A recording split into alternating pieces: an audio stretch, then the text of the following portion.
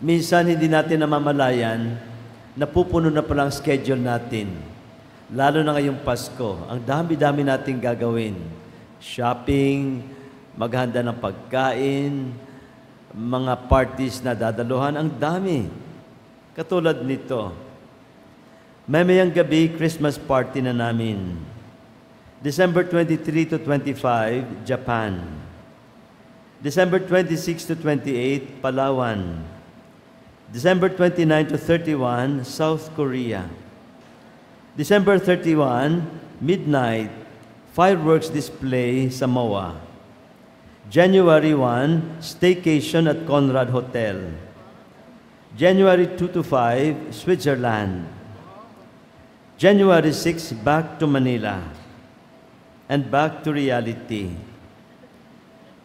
Binasa ko lang itong schedule nito kasi masarap basahin. Hindi ko alam kung kaninong schedule ito. Hindi to akin ha, baka isipin nyo akin to.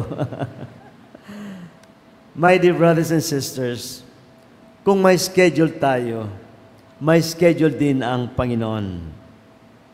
Inischedule niya ang kapanganakan ni Jesus noong unang Pasko. Pero bago yon, inischedule niya ang pagdadalang tao ni Elizabeth kay Juan Bautista, na nung una ay hindi pa mapaniwalaan ni Zakaria. Pero lahat ito nakaschedule.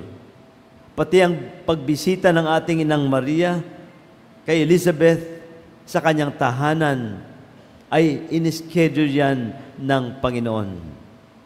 Sapagkat si Maria, kahit na may problema na siya sa kanyang sarili, dahil buntis din siya, at siyempre, iniisip niya, ano kaya ang mangyayari sa buhay ko kapag ganitong dala-dala ko ang anak ng Diyos. Mabigat na isipin yun. Pero, hindi niya alintana yung kanyang kalagayan. Ang inisip niya, si Elizabeth, na matanda na at nagdalang tao pa. Kaya kailangan niyang puntahan. Nagmamadali pa siyang pumunta. At ang pagmamadali niya ay hindi lamang dahil kailangan si Elizabeth, kundi tuwang-tuwa siya. Dala-dala niya ang ating Panginoon. At dinala niya ang galak na ito sa tahanan ni Elizabeth.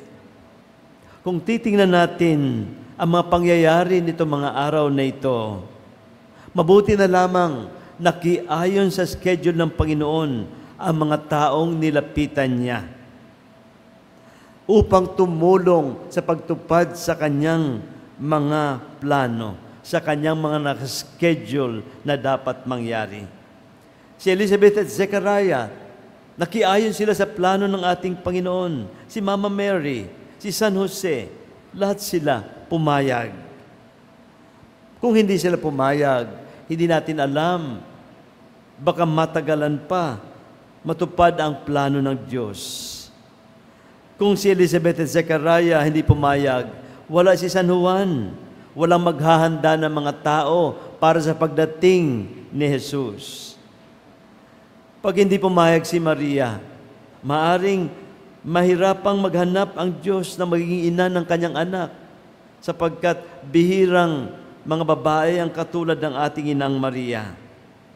Kung hindi pumayag si San Jose, natanggapin si Jesus at si Maria sa kanyang tahanan, maaring maging illegitimate child si Jesus. At si Maria ay maaring makasuhan bilang isang adulteress o di kaya fornicator, at yan ay mabigat na kasalanan sa batas ng Israel. Maaring mapatay pa siya sa pamamagitan ng pagbato sa kanya. Ngunit dahil pumayag sila sa plano ng Diyos, ipinanganak si Jesus, nagturo siya tungkol sa kaharian ng Diyos, kaharian ng kapayapaan, katarungan, kabutihan, kaharian ng pag-ibig. Nangyari din na yung nakaschedule na mamatay siya sa krus at mabuhay na magmuli nangyari at umakyat siya sa langit. Ngunit, hindi pala ganap ang kaharian ng Diyos. Hindi pa natupad lahat ng kanyang schedule. Ang kaharian ng Diyos ay hindi pagganap na naitatag dito sa ating lupa. Sapagkat nakikita natin marami pang mga fake news. Marami pang mga hindi makatarungang ginagawa ang mga tao. May mga nagnanakaw pa. Hindi pa mapayapa ang ating mundo ng lubusan. May mga gyera pa. At dito sa atin, nag-aagawan pa tayo sa West Philippine Sea at ang China. Parang kulang pa ang pag-ibig. Kaya, nakaschedule na rin ang muling pagdating ng ating Panginoon upang bigyang kaganapan ang kahariang ito, upang masugpo na lahat ng mga fake news, may siwalat na lahat ang mga kasinungalingan na pagnanakaw sa ating gobyerno. Sa muling pagdating ni Jesus, wala ng gyera at wala nang maghihirap at lilinisin niya ang ating kapaligiran. Nasabi ko nga noon, pati tayo aayusin ng ating Panginoon. Ang sabi nga sa letter of Paul to the Philippians, we shall share in the glorious body of our Lord. Kaya, huwag tayo mag-alala sa pagdating ng ating Panginoon muli. Gaganda tayong lahat. Gugwapo tayong lahat. We shall share in the glorious body of our Lord. Ngunit, habang naghihintay tayo sa kanyang muling pagdating, kailangang nakahanda tayo. Paano? Tumulong din tayo sa misyon ni Jesus na palaganapin ang kanyang kaharian. Umayon tayo sa mga plano ng Diyos, sa kanyang mga schedule. Tumulong tayo sa paglinis sa ating kapaligiran. Huwag nating itatapon kahit saan-saan lamang ang ating mga basura. Isaayos din natin ang ating gobyerno. Kapag nandun tayo nagtatrabaho, tumulong tayo upang malinis ang serbisyo ng ating gobyerno.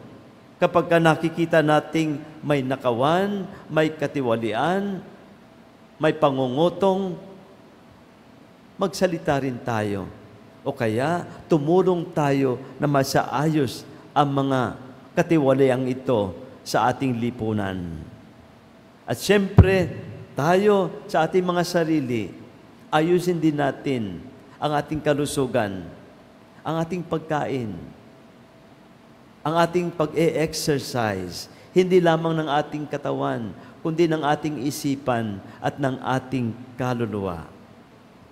Sa pamamagitan niyan, nakikiayon tayo sa schedule ng ating Panginoon. Tumutulong tayo sa pagpalaganap ng kanyang kaharian. At habang tumutulong tayo, umaayon tayo sa mga schedule ng ating Panginoon. Nagiging in tayo sa kaharian ng Diyos. Kasali tayo sa kanyang kaharian ngayon at magpakailanman. Let us all rise.